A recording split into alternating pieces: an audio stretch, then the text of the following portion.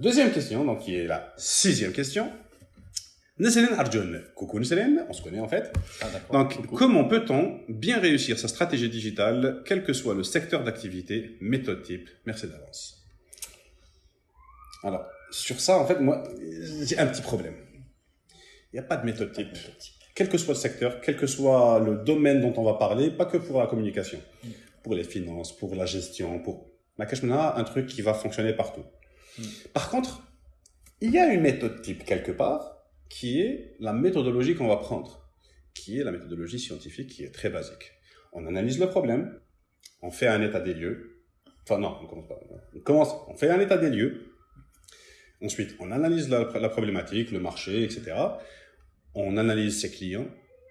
Ensuite, on commence une fois qu'on connaît nos clients, on commence à sortir justement la partie créative, donc comment on va communiquer vers ces personnes-là, quel sera le ton, les couleurs, etc. Et après, on met en place nos campagnes publicitaires. Donc, en faisant ça, vous ne pouvez pas vous tromper. Que vous fassiez de la télé, de la radio, un mix de tout, Internet ou quoi que ce soit, vous allez avoir de bons résultats parce que vous allez faire des campagnes, vous allez analyser les résultats et améliorer à chaque fois en réitérant donc, l'exercice. C'est ça.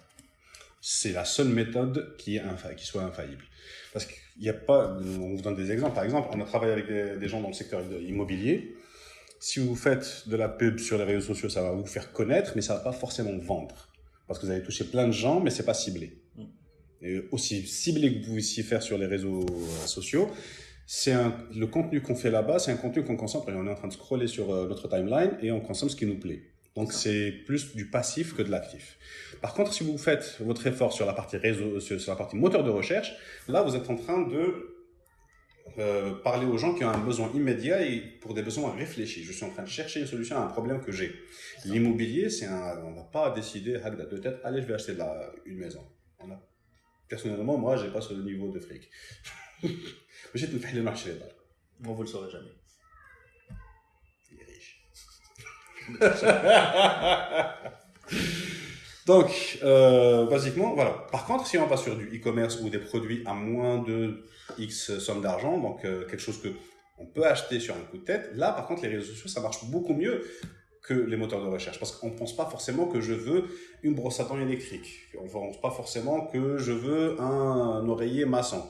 C'est parce que j'ai vu ça sur mon fil d'actualité que je me dis « Ah, ça serait bien si j'avais ça » et je l'achète sur place. Yes. Voilà. Donc, il y a une dernière question qui était sur les stories. Et c'est un monsieur, en fait, qui a une agence de communication qui veut se lancer, justement, et qui me demande comment est-ce qu'on peut se lancer de la meilleure manière quand on fait dans le digital.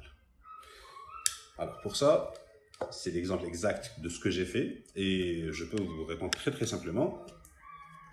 Alors, à ce moment, il me pose la question, quel est le message parfait qu'on puisse faire? Il n'y a pas de message parfait. Vous en faites plusieurs et vous les testez. Donc, nous, la méthode qu'on a trouvée pour tester le plus rapidement et le plus efficacement les messages qu'on voulait faire passer, c'était par exemple, on fait 10 variantes de messages, on fait une petite campagne sur Google Search, donc sur la partie moteur de recherche, et on va voir qu'est-ce qui donne les meilleurs résultats. On fait un petit investissement pour tester justement quel est le meilleur texte ou la meilleure phrase ou la meilleure tournure de phrase qu'on peut réutiliser dans notre communication, et on va utiliser ça. Tu parles de communication institutionnelle sur ta boîte. Pour ma boîte, pour mes clients. Oui, parce qu'en fait, sur tes clients, ça va dépendre du client, du produit, de la cible. Mais par exemple, on prend n'importe quel exemple. Je veux vendre des lunettes. Quelle est la meilleure phrase que je puisse utiliser pour vendre ces lunettes? Qu'est-ce qui va attirer le plus l'attention des gens? Pour savoir ça, je vais créer plusieurs types de variantes où je vais parler de différents aspects de ces lunettes, où je vais tester en arabe, en français, en anglais. Je vais faire toutes les variantes auxquelles je peux penser et les tester gaétique, voir qu'est-ce qui donne le meilleur résultat. Et je vais utiliser les meilleurs résultats dans mes communications que je vais faire à fond de la caisse. Donc, ça ne dépend pas du client, parce que quelle que soit la niche que tu vas rentrer, tu vas faire quand même des variantes. Ok. On ne peut pas savoir à l'avance qu'est-ce qui va fonctionner forcément.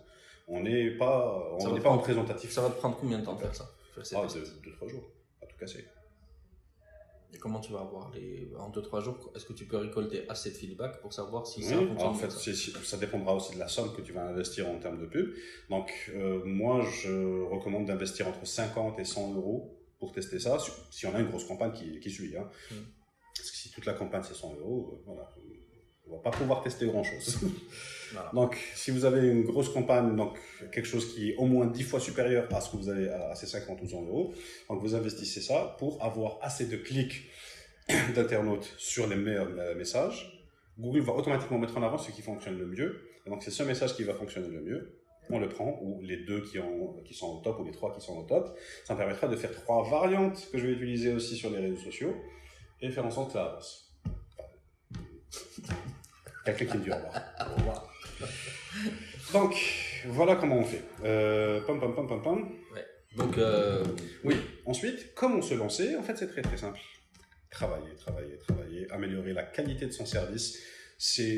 Vous devez avoir un focus sur travailler. Et en fait, c'est très simple. Vous devez avoir un focus sur la satisfaction de votre client.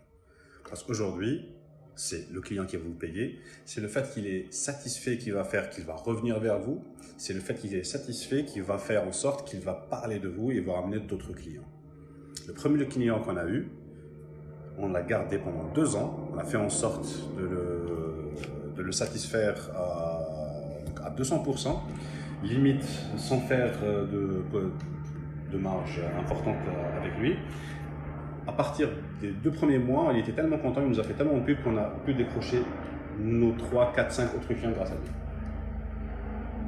Voilà. Je confirme. Et sur ces mots, si tu as quelque chose à rajouter. C'était le mot de la fin. Non. Merci beaucoup, Ruslan. Merci à toi. Merci à vous pour les questions. Merci aux internautes, merci pour vos questions. Donc, si ça vous a plu, vous nous le dites, vous nous donnez des commentaires. Si vous voulez apprendre autre chose, laissez-nous les questions. On va pouvoir vous répondre sur nos comptes respectifs. Donc, si vous avez des questions business, stratégie, gestion de trésorerie, etc., donc, vous savez à qui vous adresser. Welcome. Dans la description sur YouTube et Facebook, vous allez trouver les liens de ces réseaux, vous pouvez le suivre ou le contacter. Et si vous avez des questions sur le web marketing et tout ce qui est digital, vous savez où laisser vos questions aussi. À bientôt. Merci. Ouais, non, c'est après l'aide. Ah oui, ça compte aussi. Ça aide comme.